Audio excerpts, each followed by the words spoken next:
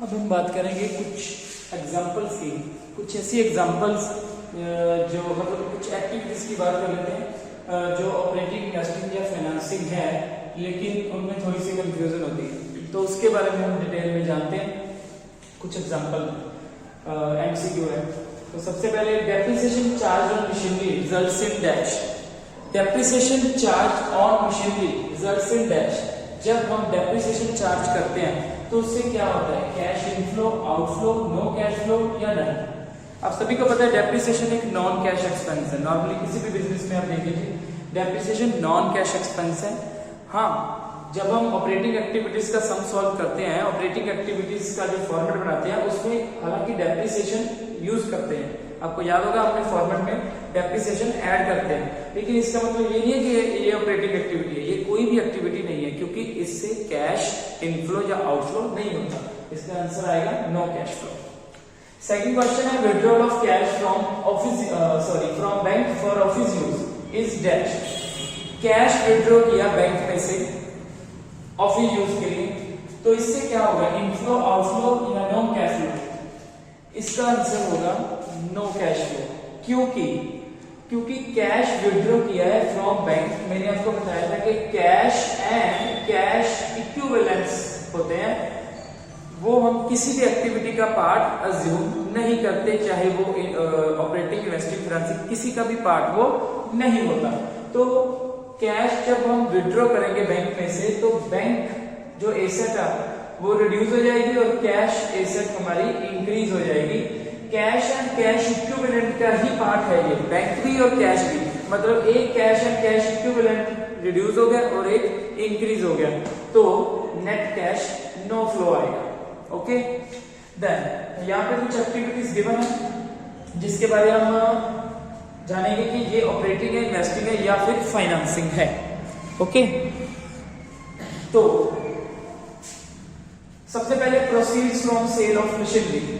साथ में इनका ये भी इनफ्लो है या आउटफ्लो है वो भी मैं लिखता जाऊंगा। सेल ऑफ मशीनरी, हमने मशीनरी सेल की, उससे जो प्रोसीड्स आए, मतलब उससे जो कैश सपोज करो आया हमें, तो वो क्या है? कौन सी एक्टिविटी है? ऑपरेटिंग, इन्वेस्टिंग या फाइनेंसिंग? ऑब्वियसली मशीनरी हमने सेल किया है। मशीनरी एक फिक्स्ड एसेट है, तो फिक्स्ड एसेट की सेल किसमें आती है?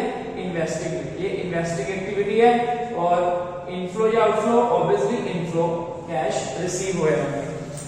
उसके बाद है goodwill written off. Goodwill written off क्या है? गुडविल एक इंटेंजिबल एसेट है, वी नो। रिटन ऑफ का मतलब होता है गुडविल की अमोर्टाइजेशन हुई है, एक तरह की डेप्रिसिएशन, अमोर्टाइजेशन हुई है। तो गुडविल की अमोर्टाइजेशन हुई है, ये एक नॉन कैश एक्सपेंस है। हालांकि इसमें भी वही पहले वाला केस आ गया कि इसका जो गुडविल रिटन ऑफ जो होता है वो भी हम ऑपरेटिंग एक्टिविटीज में ऐड करते हैं। ऑपरेटिंग एक्टिविटीज का अगर फॉर्मेट देखें, लेकिन इसका मतलब ये नहीं है कि ये ऑपरेटिंग एक्टिविटी का पार्ट है। ये कोई भी एक्टिविटी नहीं है, ये एक नॉन कैश एक्सपेंस है। ऑपरेटिंग एक्टिविटी में इसको इसलिए ऐड किया जाता है क्योंकि ऑपरेटिंग एक्टिविटी जब हम सॉल्व करते हैं क्वेश्चन उसका, तो हम इनडायरेक्ट मेथड यूज करते हैं। तो बहुत सारी इन्वेस्टिंग या फाइनेंसिंग के साथ रिलेटेड चीजें या नॉन कैश रिलेटेड चीजें होती हैं जो उसमें यूज करनी पड़ती है, लेकिन इसका मतलब ये नहीं है कि ये ऑपरेटिंग का पार्ट है। ये किसी भी एक्टिविटी का पार्ट नहीं है, no activity, no flow. Third है गुडविल परचेज। थर्ड है हमारा गुडविल परचेज। गुडविल परचेज क्या है? गुडविल हमने परचेज की है। गुडविल एक इंटेंजिबल एसेट है, फिक्स्ड एसेट है। फिक्स्ड एसेट परचेज की है, तो ये नॉन कैश नहीं है, इससे कैश हमारा जाएगा। गुडविल हमारी इंटेंजिबल एसेट है, फिक्स्ड एसेट है। फिक्स्ड एसेट परचेज करेंगे तो ये किसके साथ रिलेटेड होगी? फिक्स्ड एसेट होगी तो इन्वेस्टिंग एक्टिविटी, और कैश आउटफ्लो होगा। क्या होगा? Cash outflow. फोर्थ है हमारा इश्यू ऑफ डिवेंचर।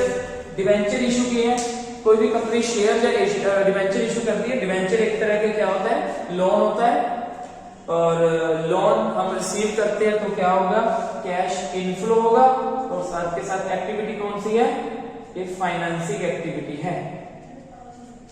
फिफ्थ है डिविडेंड रिसीव्ड। डिविडेंड कहां से रिसीव होता है? जब हम किसी और कंपनी के शेयर्स परचेज करते हैं, वहां से हमें डिविडेंड रिसीव होता है। और जब हम शेयर परचेज करते हैं, वहां पे इन्वेस्ट करते हैं, तो ये इन्वेस्टिंग एक्टिविटी है और डिविडेंड हमें रिसीव हुआ है और ये इनफ्लो है। इसके बाद यहाँ ये commission paid on sale, sale पर कमीशन पे किया है हमने, सेल की है, गुड्स की सेल की है और उससे हमने कमीशन पे किया है। तो कमीशन पे किया है, ऑब्वियसली ये आउटफ्लो है, लेकिन एक्टिविटी कौन सी आएगी, ये हमने फॉर्मेट में कहीं भी यूज नहीं की थी क्योंकि ये ऑपरेटिंग एक्टिविटी है, ये हमारा रूटीन एक्सपेंस है, ये हमारा रेगुलर एक्सपेंस है, तो ऑपरेटिंग एक्टिविटी का पार्ट है।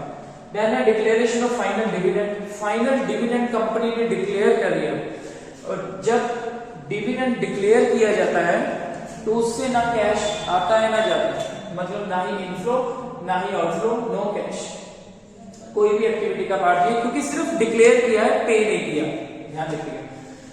उसके बाद है interest paid by banking company, interest देना, इंटरेस्ट हम किसको देते हैं, जहां से हम लोन लेते हैं, जहां से हम बोरिंग करते हैं वहां से हम इंटरेस्ट पे करते हैं उसको।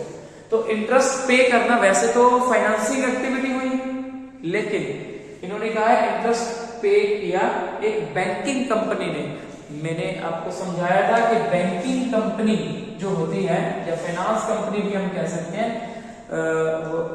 बैंकिंग कंपनी में जो इंटरेस्ट पे करना, इंटरेस्ट रिसीव करना, लोन देना, लोन लेना ही जो है हमारी रेगुलर एक्टिविटी, रूटीन एक्टिविटी होती है। सो ये ऑपरेटिंग का पार्ट आएगा, क्या आएगा, ऑपरेटिंग एक्टिविटी, और क्या है ये, आउटफ्लो, ऑब्वियसली पैसा जा रहा है, आउटफ्लो। नाइन्थ है dividend received by finance company, dividend receive कहां से होता है, जैसे पहले बात किया हमने डिविडेंड रिसीव, जब हमें नॉर्मली दिया हो डिविडेंड रिसीव मतलब कोई नॉर्मल कोई भी कंपनी है वो, लेकिन यहाँ पे मेंशन है dividend received by finance company, finance company जब डिविडेंड रिसीव करती है तो उसकी रेगुलर रूटीन एक्टिविटी होती है, तो ये ऑपरेटिंग का पार्ट आएगा, डिविडेंड रिसीव करना, क्योंकि उसका काम है, फाइनेंस कंपनी का काम होता है लोन देना, लोन लेना, इन्वेस्ट करना, इन्वेस्ट करना उसका रेगुलर काम है, इसलिए उसके लिए ये ऑपरेटिंग एक्टिविटी होगा। और इनफ्लो, क्या होगा, inflow. Conversion of debenture into equity shares, debentures को इक्विटी शेयर में कन्वर्ट कर दिया।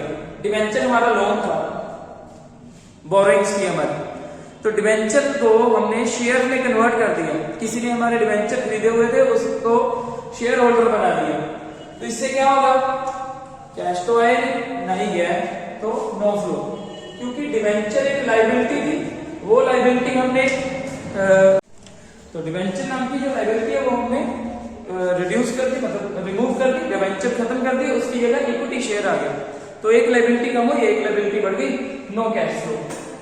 लास्ट है issue of bonus share, bonus share जो इश्यू होते हैं उससे भी कैश नहीं आता। बोनस शेयर क्या होते हैं, जो कंपनी शेयर होल्डर को फ्री में देती है, तो एग्जिस्टिंग शेयर होल्डर को दे देती है, वो जो पहले ही शेयर होल्डर्स होते हैं हमारे, उसको जो है विदाउट एनी कैश जो है शेयर इशू कर देती है। तो इश्यू ऑफ बोनस शेयर से भी कैश फ्लो नहीं होगा, नो कैश फ्लो। जो नो कैश फ्लो है वो ना ही ऑपरेटिंग का पार्ट गिना जाता है, ना ही इन्वेस्टिंग का और ना ही फाइनेंसिंग का। डन।